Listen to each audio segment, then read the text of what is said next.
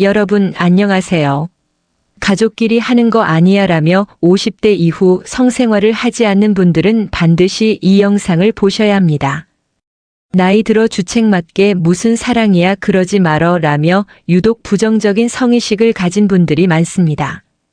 특히 이제 그런 나이는 지났다며 마치 해선 안 되는 일을 하는 것처럼 중년 이후의 성생활을 터부시하는 경향이 있습니다.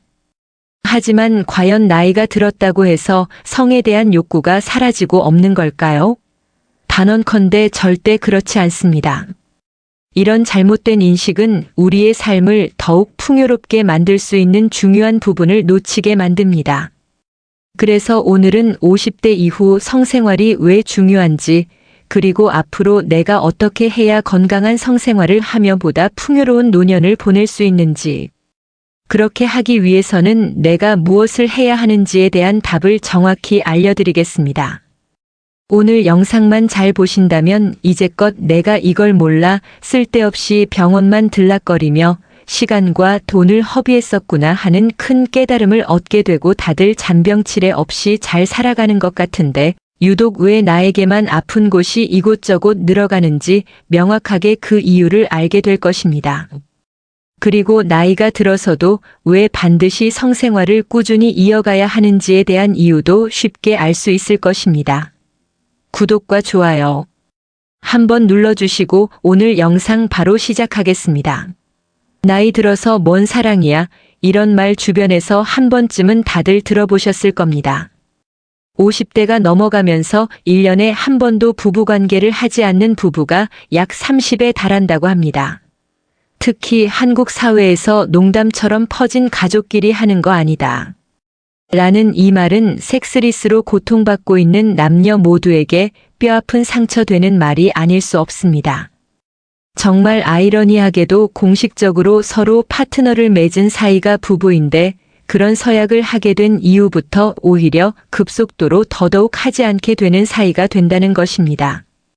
50대에 접어들면서 서로에게 너무 익숙한 나머지 가족 구성원으로서 성의 구분이 모호화되다 보면 키스는 절대 할 수 없을 것 같은 상대 1위가 배우자가 되는 웃지 못할 상황이 발생하기도 합니다.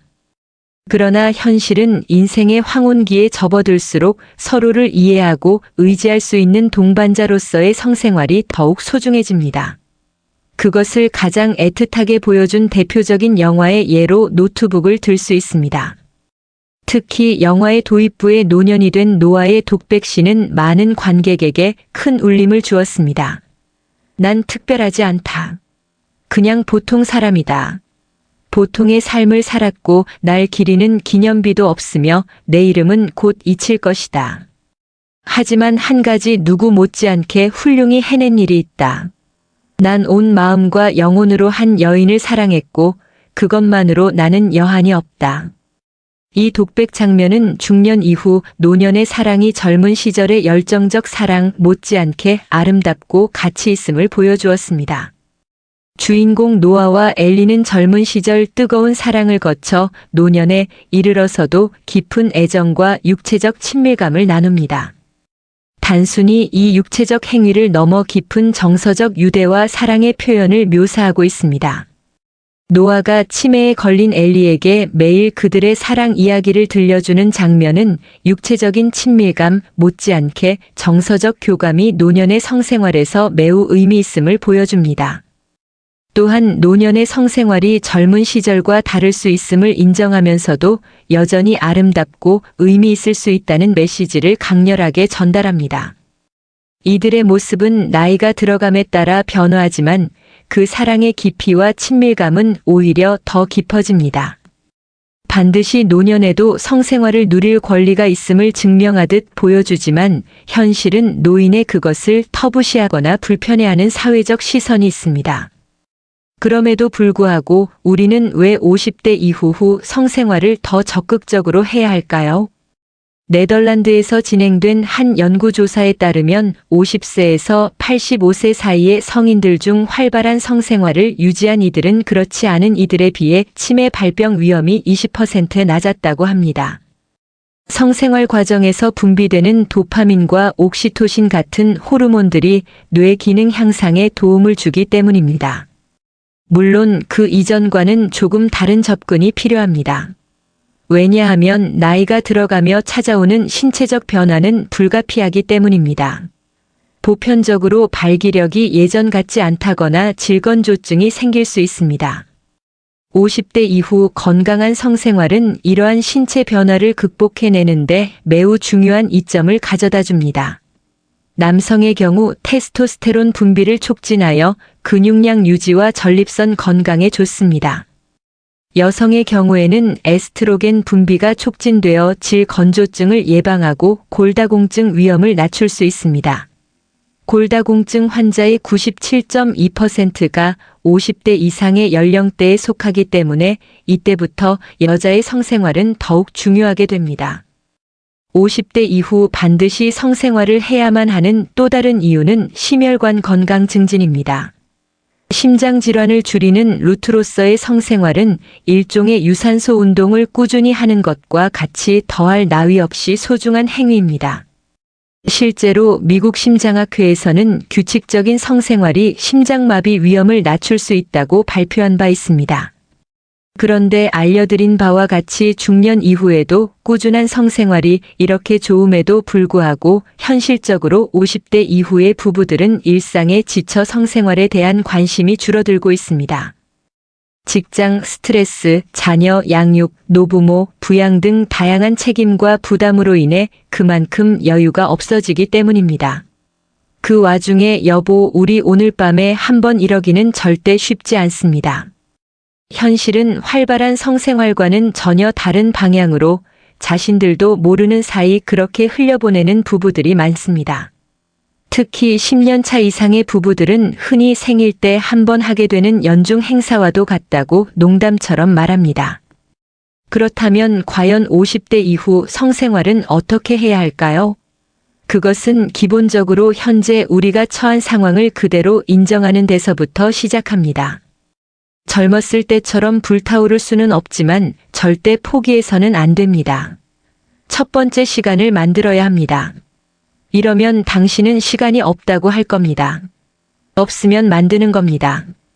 가장 우선적으로 1년에 한 번 가졌었던 관계를 한 달에 한 번 정도로 빈도를 높여가야 합니다. 그날의 피로로 밤의 관계가 쉽지 않다면 새벽 시간을 활용해 보는 걸 추천합니다. 새벽에 이어지는 성생활은 에너지가 충만된 상태에서 촉감에 예민해지기 때문에 다시금 성생활에 눈을 뜨게 만드는 좋은 계기가 될 수 있습니다. 두 번째, 환경을 바꾸어야 합니다. 남자는 크게 분위기에 영향을 받지 않는 반면 여자는 확실히 분위기에 좌지우지됩니다. 10년 이상을 같이 함께해온 같은 장소, 같은 공간, 같은 가구들을 보면 매일 같은 피로도와 맞물렸을 때 전혀 하고 싶은 생각이 들지 않을 것입니다. 다시금 불을 지피는 차원에서 분기에 한 번쯤은 호텔에서 하룻밤을 보내보는 것도 좋은 방법입니다. 특히 여자는 새로운 무드에서 새로운 감정과 새로운 느낌으로 다시 열정이 불타오를지 모릅니다. 세 번째, 이제는 솔직해져야 합니다. 더 이상 성을 숨기거나 스타일에 맞지 않는 행동에 수동적일 필요가 없습니다. 성인용품 샵을 방문해 직접 구매해 보거나 서로가 꿈꾸는 섹슈얼 텐션에 대해 허심탄회하게 대화로 풀어갈 줄 알아야 합니다. 왜냐하면 이 시기가 지나게 되면 남자자들이 흔히 하는 말로 잊고 지낸 지 20년이 지났다. 차라리 혼자 간단히 해결하는 게 편하다라고 말하는데 이것은 짧은 찰나의 단순한 쾌락만을 쫓는 것으로 더 중요한 한 가지를 잃게 만듭니다. 그것은 바로 면역체계 강화입니다. 절대 혼자서는 얻을 수 없으며 규칙적인 성생활로 면역글로 불린 어의 생성을 촉진하여 감기나 독감 같은 흔한 질병에 대한 저항력을 높이게 됩니다. 독일의 한 연구팀은 성생활 중 분비되는 엔돌핀이 만성 통증 완화에 효과가 있다는 사실을 밝혀냈습니다. 특히 관절염이나 요통 같은 노년기의 흔한 통증들이 일시적으로 완화될 수 있다는 것입니다. 이는 약물에 의존하지 않고도 통증을 관리할 수 있는 부작용 없는 진통제 역할을 합니다. 결론적으로 50대 이후의 성생활은 단순히 육체적 사랑, 그 이상의 의미를 갖게 됩니다. 오늘 영상을 끝까지 보셨다면 이제 여러분은 50대 이후의 성생활이 왜 반드시 필요하고 또한 내가 어떻게 행동해야 하는지 잘 알게 되셨을 겁니다. 그것은 육체는 물론이고 심리적 치료제로서도 반드시 필요한 최고의 엔돌핀입니다. 성생활이 지속되면 자신이 여전히 매력적이고 사랑받을 만한 존재라는 자존감을 꾸준히 유지할 수 있습니다. 이것이야말로 노년의 젊음을 유지하는 가장 좋은 비결이며 노년기에 흔히 겪는 자존감, 하락이나 무력감에서 완전히 벗어날 수 있습니다. 이것을 반드시 숙지하셔서 나이에 상관없이 사랑하고 사랑받을 자격이 있음을 기억하며 50대 이후 성생활에 대한 긍정적 인식과 실천을 통해 더 행복하고 건강한 노후 만들어 가시길 바랍니다. 오늘 영상이 좋았다면 구독과 좋아요 한번 눌러주시기 바랍니다. 감사합니다. 남자친구가 무시할 때 대처하는 법. 나에게 무심한 남자친구를 만나는 것만큼 언짢은 일이 또 있을까? 문자는 10 만났을 땐 쌀쌀맞게 굴고 대화는 피하고. 이 모든 게 사람의 마음을 상하게 하고 관계를 망치는 일이다. 다행히 남자친구가 왜 나를 무시하는 건지, 어떻게 하면 남자친구의 태도를 고칠 수 있는지 알 수 있는 몇 가지 방법들이 있다. 방법 1. 싸우고 난 뒤. 1. 남자친구에게 진정할 시간 주기. 막 싸움을 했거나 서로 감정이 상할 일이 생겼을 때 남자친구는 본인의 감정을 추스르기 위해서 나를 무시하는 것일 수 있다. 이럴 때는 남자친구에게 진정할 시간을 주는 것이 좋다. 그리고 대화가 필요할 때 나는 언제든 응할 준비가 되어 있다는 것을 알려주자. 감정을 다스리기 위해 혼자만의 시간이 필요한 사람도 있다. 내 남자친구도 그런 유의 사람일지 모른다. A. 남자친구의 감정 상태 확인하기. 대화를 시작하기 전에 남자친구에게 뭐가 문제인지 또 어떻게 하고 싶은지를 물어보고 잘 들어주자. 남자친구가 왜 나를 무시했었던 건지, 나와의 의사소통을 단절하려던 이유가 무엇이었는지를 진심으로 이해하려고 노력하자. 내 문자에 답장 안 한 거 보니까 나한테 화난 것 같은데 혹시 무슨 일 있어? 라고 물어보자. 말을 끊거나 방해하지 말고 경청하자. 그래야 전체적인 상황을 파악할 수 있다. 남자친구의 말을 듣고 침묵으로 일관하는 태도는 상황을 더욱 악화시킬 수 있다. 둘이 허심탄회하게 대화할 수 있도록 적극적으로 소통하려 노력하자. 3.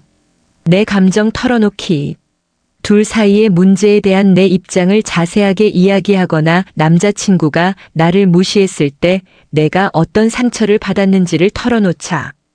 내가 남자친구의 이야기를 잘 들어줬던 것처럼 남자친구에게도 내 이야기를 잘 들어달라고 말한다. 자기가 화난 건 알지만 계속 연락이 안 되니까 너무 걱정되더라. 자기가 전화도 안 받고 답장도 안 하면 나 너무 슬프고 불안해져. 라고 말해보자. 4. 내가 잘못한 게 있다면 사과하기. 사람은 화가 나거나 자기가 무시당했다고 느낄 때 침묵하게 된다. 남자친구에게 사과해야 할 일이 있다면 진심을 담아 미안하다고 하자. 오늘 수업 시간에 애들 앞에서 놀린 거 진짜 미안해. 다시는 안 그럴게. 라고 말해보자. 5. 문제 해결하기. 쌀쌀맞은 태도를 좋아하는 사람은 아무도 없다. 냉대는 소통에도 문제를 가져올 수 있다. 침묵보다는 대화를 통해 문제를 해결할 방법을 모색하고 다음에도 같은 문제가 일어나지 않도록 예방하자. 서로 다른 공간에 떨어져서 10분 정도 마음을 정리할 시간을 갖자. 문제들을 적어놓고 같이 읽어보자. 일주일에 한 번 정도 관계에 어떤 문제가 생겼는지 서로 돌아보도록 하자. 방법이 의사소통 및 관계에 관한 조언. 1. 남자친구가 나를 무시한다고 연락 폭탄 날리지 않기. 남자친구가 문자에 답장하지 않거나 전화를 받지 않는다고 수십 통의 부재중 연락을 남겨두지는 말자. 남자친구를 부담스럽게 하고 압박감만 느끼게 하는 일이다. 남자친구가 계속 연락을 무시할 때는 오히려 그에게 혼자만의 시간을 주는 것이 더 좋다. 남자친구가 개인적으로 힘든 일이 많아 연락하지 못한 것일 수도 있는데 거기에 대고 계속 문자를 보내는 것은 남자친구를 더 힘들게 하는 일이다. A. 남자친구에게 무시당하는 기분이 어떤지 이야기하기. 남자친구가 본인이 나를 무시하고 있다는 것을 전혀 인지하지 못하고 있을 수도 있다. 그러면 당연히 내가 얼마나 속상한지도 알지 못할 것이다. 남자친구를 앉혀놓고 그가 연락을 주지 않을 때, 내 말을 무시할 때 내가 얼마나 슬프고 불안한지를 털어놓자. 자기가 연락을 안 하면 나는 혹시 나한테 화난 건 아닌가 걱정돼. 그럴 때면 마음이 너무 아프고 하루 종일 신경 쓰여. 라고 말해보자. 3. 다른 일보다 나를 우선으로 생각하며 시간을 내달라고 부탁하기. 일과 연애 사이의 균형을 적절하게 유지하기가 쉽지는 않다. 남자친구가 다른 일들로 너무 바빠 나에게 무관심한 것 같다면 그에게 나를 위한 시간을 내달라고 직접 요구하자. 주중 밤 시간에 짬을 내 데이트를 하거나 자기 전에 통화를 하는 등 둘만의 시간을 조금이라도 가졌으면 좋겠다고 말이다. 남자친구에게는 개인적인 취미 생활을 위한 시간도 필요하다는 것을 잊지 말자. 친구들이랑 게임이나 하는 게 내 눈에는 한심하게 보일 수 있지만 남자친구에게는 중요한 시간일지 모른다. 최근 남자친구에게 적응해야 할 새로운 일이 생겼다면 그것이 그가 나에게 무관심한 이유일 수 있다. 4. 둘만의 즐거운 데이트 계획하기. 어쩌면 지금 둘 사이에 새로운 자극이 필요한 시기일 수도 있다. 분위기 좋은 식당을 예약하거나 바닷가로 바람을 쐬러 가는 것도 좋고 꽃 선물을 하는 것도 좋다. 다른 사람들과는 조금 거리를 두고 둘이서만 오붓한 시간을 보내보자. 밖에서 데이트하는 게 여의치 않다면 집에서 남자친구를 위해 요리를 해주거나 재밌는 영화를 같이 보는 것도 좋다. 꼭 비싼 돈을 들이거나 화려하게 준비하는 것만이 능사는 아니다. 헤어지기 직전까지 휴대폰을 꺼두는 것도 서로에게 온전히 집중할 수 있는 좋은 방법이다. 5. 남자친구에게 힘든 점 물어보기. 연인 사이에도 개인적인 문제를 모두 털어놓는 것이 쉬운 일은 아니다.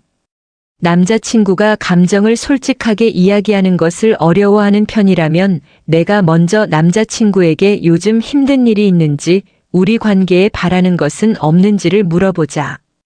그리고 남자친구의 이야기를 잘 들어주며 그의 감정을 헤아리려 노력해보자. 요즘 우리 조금 소원해진 것 같아. 혹시 나한테 뭐 하고 싶은 얘기 없어? 라고 물어보자.